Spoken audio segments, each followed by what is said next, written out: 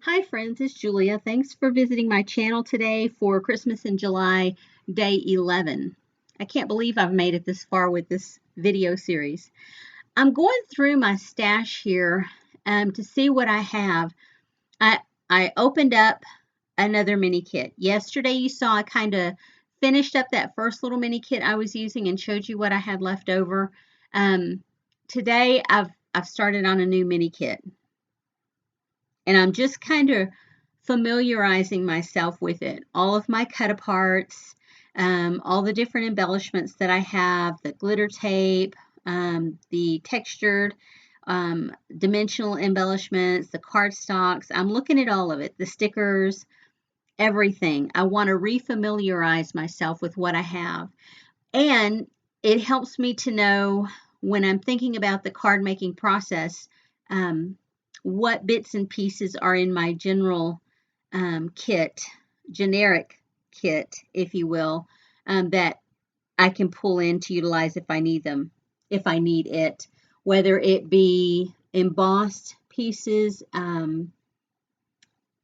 cut apart pieces, bordering pieces, metallic pieces, whatever I need that might be in my generic stash.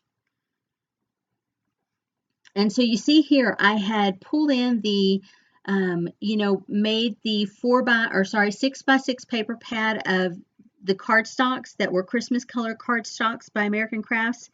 I had pulled that little mini pad into my generic collection. And so I went through and I pulled out the 4 sheets here that you're seeing of this red.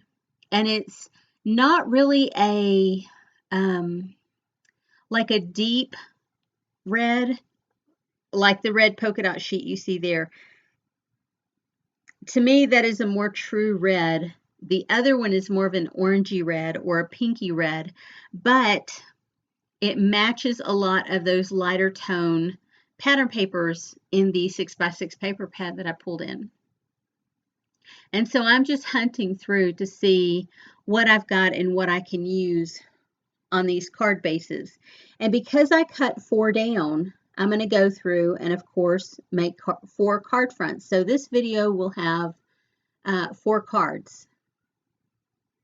Do you guys do that when you're making cards? Do you make them directly onto the card base, the piece that opens up that you fold over? Do you make your card directly on that, or do you lean more towards making a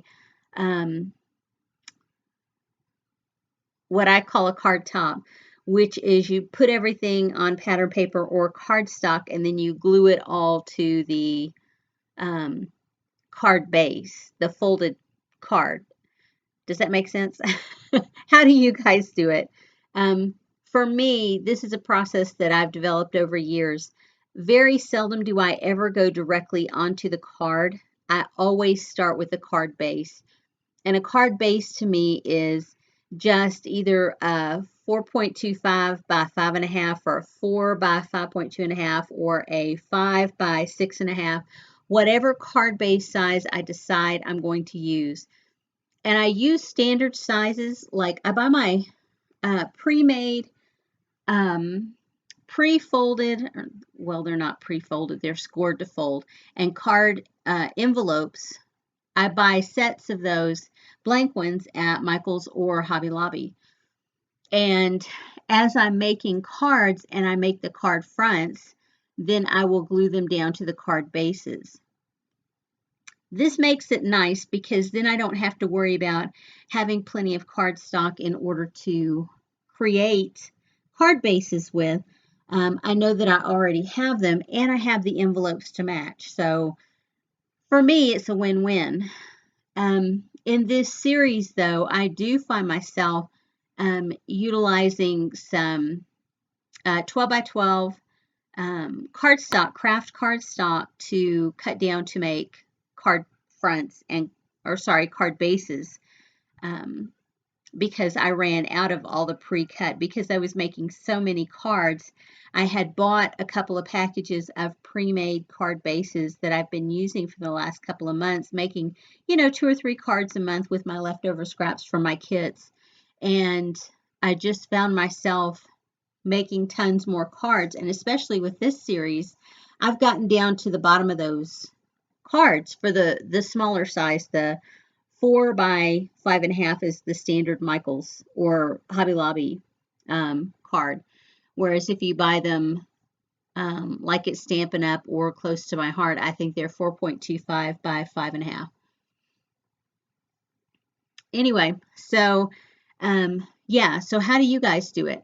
Do you make your own card bases? Do you buy pre-made card bases? And do you make your cards directly on the card bases, or do you make a card front like this, like on pattern paper or cardstock? I'm really curious to know how other people do it.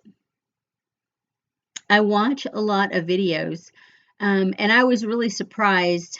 The people that I have seen who are card makers in person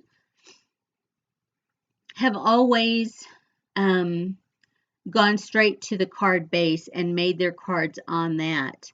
And I never felt right doing that. So I learned over the course of time, if I was going to like a Close to My Heart party or a Stampin' Up! Party, that I just knew I needed to always have a little extra cardstock with me if they didn't provide it, in order to make things the way that I like them.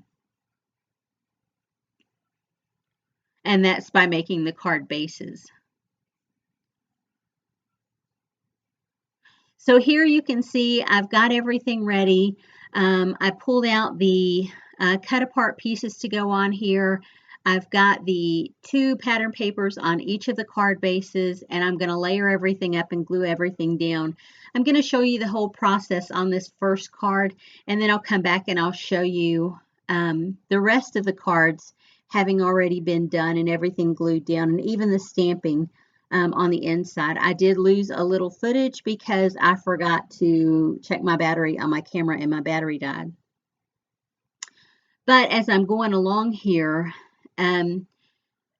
you'll see on the inside, if I have some scrap papers, I will put it on the inside. But typically when I'm starting off with these mini kits, I'll put washi tape on the inside, only because I don't have tons of scraps when I'm starting out. I could reach over to my scrap bins that are pretty close to me, but no, I'm not going to. I'll just use washi tape. I have tons of Christmas washi tape that I have had for years. I've not bought any new in years and years, so I need to concentrate on using that a lot more, and using it on the insides of cards or on card fronts or even on envelopes is a great way to utilize that. So you see, I'm just going through here and I'm getting everything done. When I finish this up showing you this part, then you'll see all the finishing touches that I added on, which includes sequins, I think snowflakes, or just sequins. Sequins and gems, I think. And because that tape is so stiff, the glitter tape is so stiff, when you fold it around to the back side of a card, it doesn't always hold up. You know, it pops loose.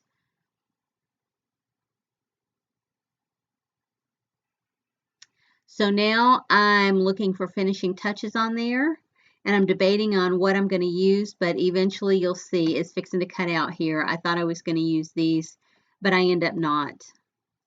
Anyway, I appreciate you guys coming by, and I hope you'll continue to come by every day in December.